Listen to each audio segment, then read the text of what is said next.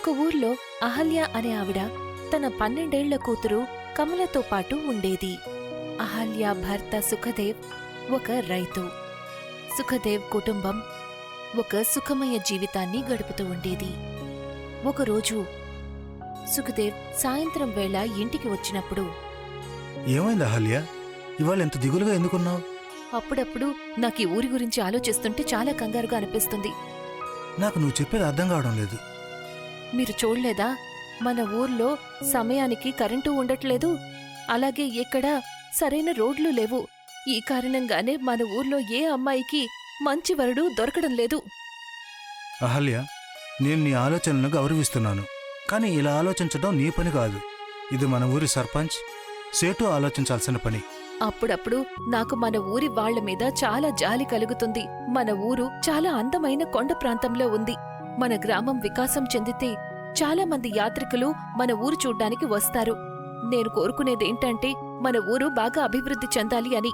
మన ఊరి పేరు ప్రపంచమంతా మారుబ్రోగాలి. ఇప్పుడు దీనికి నాలాంటి చదువురాని వాడు ఏం చేయగలడు అహల్య? ఊరు మొత్తం మీద నువ్వే ఒక్కదానివే చదువుకున్నదానివి. అరే, మన ఊరిలో మిగతా వాళ్ళందరికీ ఉత్తరం చదవటం కూడా రాదు. నిజానికి ఇది మొబైల్ ఫోన్ కాలం. మొబైల్ ఫోన్ టవర్ ఎప్పుడుంటుంది? ఇక్కడి వాళ్ళు కాస్త చదువుకున్న వాళ్ళయ్యుంటేనే కదా నేనీ ఊర్లో ఉన్న చిన్నపిల్లలకి కాసేపు చదువు చెప్పడానికి వెళ్తున్నాను. అదే ఈ ఊరి సర్పంచ్ అయిన చౌదరి ప్రతాప్కి నచ్చడం లేదు. ఎంత విచిత్రమైన విషయం, మన దేశంలో ఇటువంటి మనుషులు కూడా ఉన్నారా? వీళ్ళకి చిన్నపిల్లలు చదువుకుంటే కూడా ఇబ్బంది కలుగుతోంది. వాళ్ల గురించి ఎవరికి తెలియదు అహల్య. వాళ్ళెప్పుడూ కోరుకోరు మన ఊరు ప్రసిద్ధి చెందాలని, మన ఊరి పిల్లలు చదువుకొని బాగా అభివృద్ధి చెందాలి అని. వాళ్ళు కోరుకునేది ఒకటే, ఇక్కడ వాళ్ళందరూ చదువురాని ముద్దులుగా ఉంటే వాళ్లకు బానిసలుగా ఉంటారు అని. కానీ నేను చేతులు కట్టుకుని ఊరికే కూర్చోనండి. నేను నిర్ణయించుకున్నాను. నేను పట్నానికి వెళ్లి ఊర్లో పాఠశాల కట్టమని అడుగుతాను. ఈ ఊర్లో ప్రతి ఒక్కరూ కూడా తమ పిల్లల్ని చదివించాలని ప్రేరేపిస్తాను. నేను నీకు ఈ పుణ్యకార్యంలో నీకు తోడుగా ఉంటాను అహల్య. నేను మిగతా భర్తల్లాగా నిన్ను అడ్డుకోను. నాకు చాలా ఆకలిగా ఉంది అహల్య. ఇవాళ నువ్వు నాకు భోజనం పెడతావా లేదా?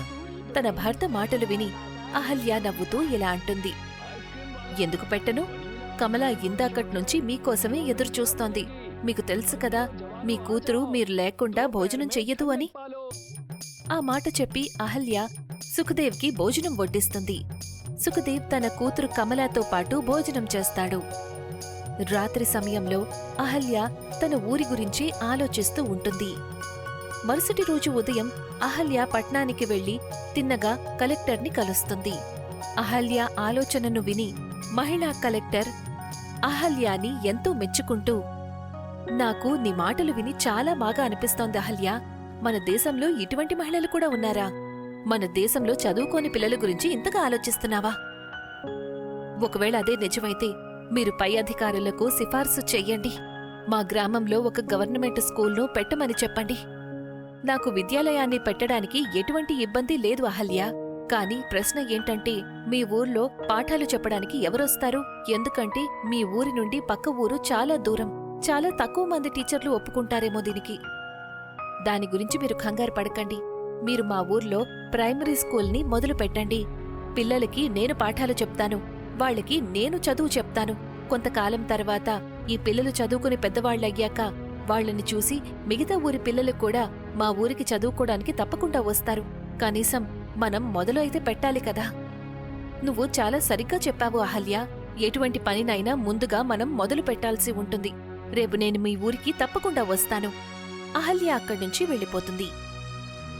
మరుసటి రోజు కలెక్టర్ అహల్య ఊర్లో భూమిని చూడ్డానికి వస్తుంది, గవర్నమెంటు పాఠశాలను మొదలుపెట్టడానికి. తమ ఊర్లో కలెక్టర్ని చూసి ఆ ఊరికి చెందిన బల్లి అనే వ్యక్తి తిన్నగా పరిగెత్తుకుంటూ సర్పంచ్ దగ్గరికి వెళ్తాడు. ఏంటి విషయం బల్లి? ఇంత ఎక్కువగా ఆయాసపడుతూ ఎందుకొచ్చావు? అంతా బాగానే ఉంది కదా? ఇంతవరకు అంతా బాగానే ఉంది సర్పంచ్ గారు, కానీ ఇక ముందు అంతా బాగుంటుందా ఉండదా అనేది నేను మాత్రం చెప్పలేను. నువ్వు అసలు ఏమంటున్నావు? అరే, మీకు అసలేమని తెలుసా? మన ఊరికి కలెక్టర్ వచ్చారు. ఈ కబూరు నాకు గాల్లో ఎగురుకుంటూ వచ్చి నా చెవిని పడింది. మన ఊర్లో ఉన్న చదువుకున్న తెలివైన మహిళ అహల్య కలెక్టర్ దగ్గరికి వెళ్ళిందట.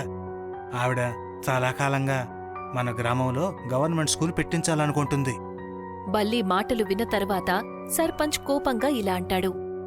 నేను సుఖదేవ్ భార్య అహల్య వల్ల విసిగిపోయాను. ఎన్నిసార్లు చెప్పాను, ఒకవేళ చదువుకోవాలని అంత ఆశగా ఉంటే తన భర్తని కూతుర్ని తీసుకుని పట్నం వెళ్ళిపోమ్మని.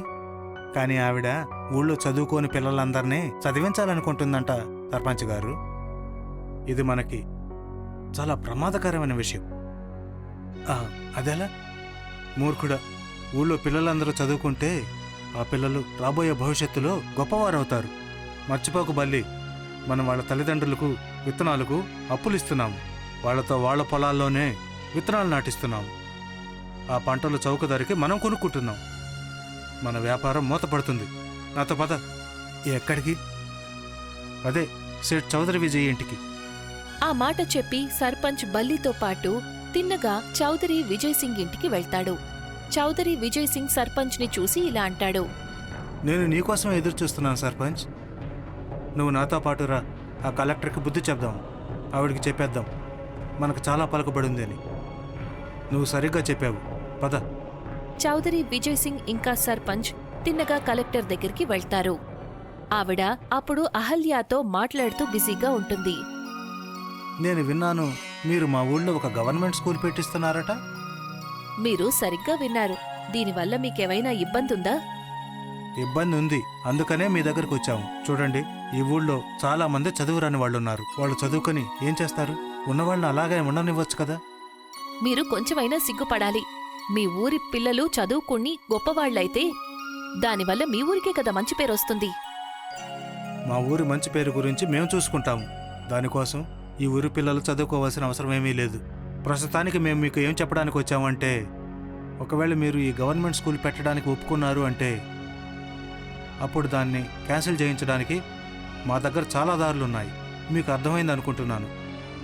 ఆ మాట చెప్పి సర్పంచ్ ఇంకా చౌదరి విజయ్ సింగ్ అక్కడ్నుంచి వెళ్ళిపోతారు. కలెక్టర్ అహల్య వైపు చూసి, ఐఎమ్ సారీ అహల్య, వీళ్ళిద్దరూ మీ ఊర్లో ఉన్నంత వరకు మీ ఊర్లో ఎప్పటికీ కూడా విద్యాలయం రాదు. నేను నీకు ఇలా చెప్పాలని అనుకోవట్లేదు. అయినా సరే చెప్తున్నాను, వీళ్ళిద్దరూ మీ ఊరికి శత్రువులు. కాని మీరు కలెక్టర్ కదా, మీరు వాళ్ళకి వ్యతిరేకంగా ఎందుకేమీ చేయలేకపోతున్నారు? చౌదరి విజయ్ సింగ్కి చాలా గొప్ప గొప్ప వాళ్ళు తెలుసు. అతను నన్ను ట్రాన్స్ఫర్ చేయించేస్తాడు. దానివల్ల లాభం ఉండదు. దానికంటే నేనిక్కడ్నుంచి వెళ్ళిపోవడమే మంచిది. నువ్వు కూడా ఈ ఊర్లో స్కూల్ పెట్టాలి అనే కలను మర్చిపో. ఆ మాట చెప్పి కలెక్టర్ అక్కడ్నుంచి వెళ్ళిపోతుంది. అహల్య దిగులుగా తన ఇంటికి వెళ్ళిపోతుంది. అక్కడ సర్పంచ్ చౌదరి విజయ్ సింగ్తో ఇలా అంటాడు. ఇక సుఖదేవ్ భార్య అహల్య గురించి ఏదొకటి ఆలోచించాలి. నువ్వు సరిగ్గా చెప్పావు, ఏం కంగారు పడుకు. అహల్య భర్త సుఖదేవ్ నా దగ్గర విత్తనాల కోసం అప్పు తీసుకున్నాడు. అవును, కానీ అతను ఊర్లో మొదటి వ్యక్తి. అతను ఏ కాగితం మీద వేలుముద్ర వేయడు. అతన్ని మనం ఏం చేయగలం? నువ్వు మర్చిపోక సర్పంచ్, ఏ పనైనా చట్ట ప్రకారం జరగదు. నేను ఈ ఊరికే సేట్ని. నేను ఏమైనా చేయగలను. మరుసటి రోజు చౌదరి విజయ్ సింగ్ ఇంకా సర్పంచ్ తిన్నగా సుఖదేవ్ పొలం దగ్గరికి వెళ్తారు. వాళ్ళు సుఖదేవ్ పొలాన్ని కబ్జా చేసుకుంటారు. సుఖదేవ్ ఎంతో దిగులుగా ఇంటికి తిరిగి వెళ్తాడు. అతను వెళ్లి చూసేసరికి అహల్య ఇంకా కమల బయట దిగులుగా నిలబడి ఉంటారు.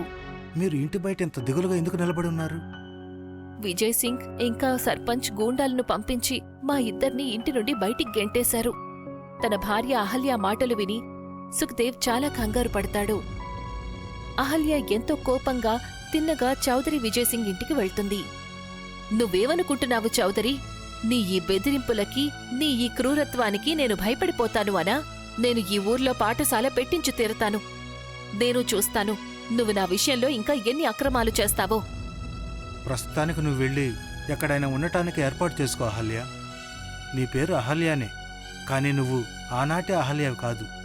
అహల్య ఏడుస్తూ అక్కడ్నుంచి వెళ్ళిపోతుంది.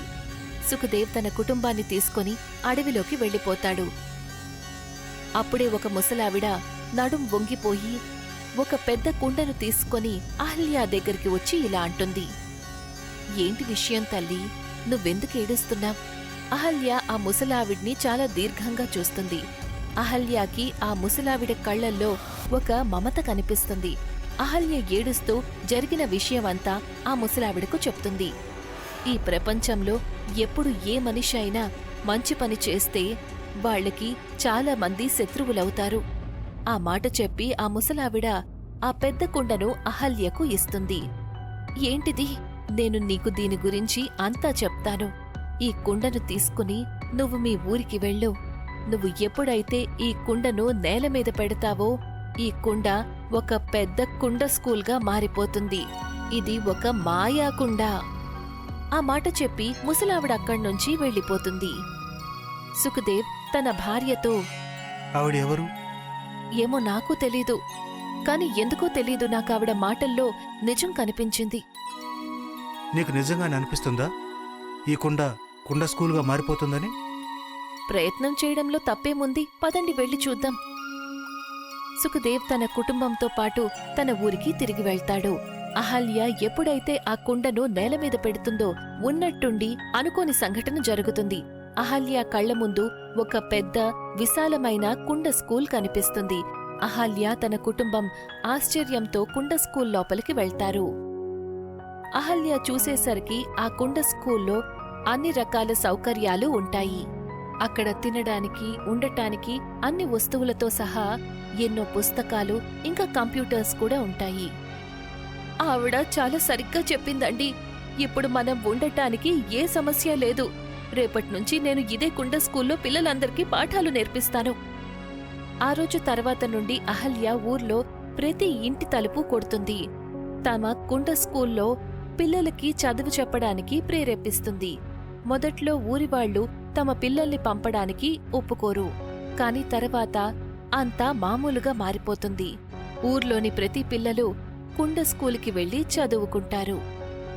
నెమ్మదిగా ఈ విషయం చౌదరి విజయ్ సింగ్ ఇంకా సర్పంచ్ చెవిన పడుతుంది. అసలు ఇదంతా ఎలా సాధ్యమవుతుంది సర్పంచ్ గారు?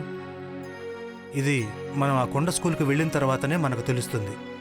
చౌదరి విజయ్ సింగ్ ఇంకా సర్పంచ్ తిన్నగా ఆ కుండ స్కూల్కి వెళ్తారు.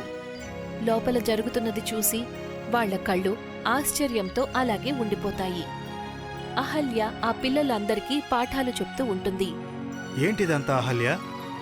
ఇప్పుడే పిల్లలకు చదువు చెప్పడం మానేయ్, లేకపోతే నువ్వేం చేస్తావు? నువ్వు ఊహించలేవు మేమేమి చేయగలము అని. చౌదరి విజయ్ సింగ్ ఆ మాట అంటాడో లేదో అంతలో కుండ స్కూల్లో సైరన్ మోగుతుంది. చూస్తూ ఉండగానే చౌదరి విజయ్ సింగ్ ఇంకా సర్పంచ్ ఒక పంజరంలో బందీలుగా మారిపోతారు. ఆ పంజరం లోపల నుంచి మాటలు వినిపిస్తూ ఉంటాయి. వెంటనే చీఫ్ మినిస్టర్కి కంప్లైంట్ చెయ్యి. ఆ మాట వినగానే అహల్య నవ్వుతూ ఊర్లో కొంతమంది పిల్లలతో ఇలా అంటుంది. వెంటనే మీరు మన ప్రదేశానికి చెందిన చీఫ్ మినిస్టర్కి ఒక ఈమెయిల్ పంపించండి.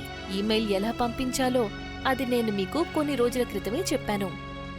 ఊరికి చెందిన పిల్లలు వెంటనే చీఫ్ మినిస్టర్కి ఈమెయిల్ పంపిస్తారు. అది చూసి చౌదరి విజయ్ సింగ్ ఇంకా సర్పంచ్ తెల్లమొహం వేస్తారు. చూశారు కదా మీరిద్దరూ చదువు చేసే అద్భుతం. ఎంత త్వరగా ఈ పిల్లలు మీకు వ్యతిరేకంగా చీఫ్ మినిస్టర్కి ఈమెయిల్ చేశారు. ఇక మీరిద్దరూ ఈ నగరం పోలీసులిక్కడికొచ్చేంత వరకు ఇలాగే బందీలుగా ఉంటారు. సర్పంచ్ ఇంకా చౌదరి విజయ్ సింగ్ గట్టిగా అరుస్తూ ఉంటారు. కానీ వాళ్ల మాటలు బయటికి వినపడవు. మరుసటి రోజు పోలీసులు సర్పంచ్ని చౌదరి విజయ్ సింగ్ని అరెస్ట్ చేసి జైలుకి పంపిస్తారు. అహల్య ఇప్పుడెంతో ప్రశాంతంగా కొండ స్కూల్లో చుట్టుపక్కల ఊర్లకు చెందిన మరికొంతమంది పిల్లలకు కూడా పాఠాలు చెప్తుంది. కొన్ని రోజుల తర్వాత అదే ముసలావిడ అహల్యాని కలవడానికి వస్తుంది. మీరు చెప్పనే లేదు మీరెవరు అని. నేను వేరే లోకానికి చెందిన వ్యక్తిని అని ఈ మాత్రం నువ్వు తెలుసుకుంటే సరిపోతుంది. ఇక ఈ మాయా కుండ మా ప్రపంచానికి చెందిన ఒక గ్యాడ్జెట్. అలాగే ఇది మీ ప్రపంచంలో ఒక మాయా కుండ స్కూల్. ఇక నుంచి ఇది నీ సొంతం. ఆ మాట చెప్పి ఆ ముసలావిడక్కడ్నుంచి వెళ్ళిపోతుంది. అహల్య ఇవాళ్టికి తన మాయా కుండ స్కూల్లో పిల్లలకు పాఠాలు చెప్తూ ఉంటుంది. పిల్లలకు పాఠాలు చెప్పాలి అనే అహల్య ఆసక్తిని చూసి అక్కడి చీఫ్ మినిస్టర్ ఇంకా కలెక్టర్ తనని గౌరవిస్తారు.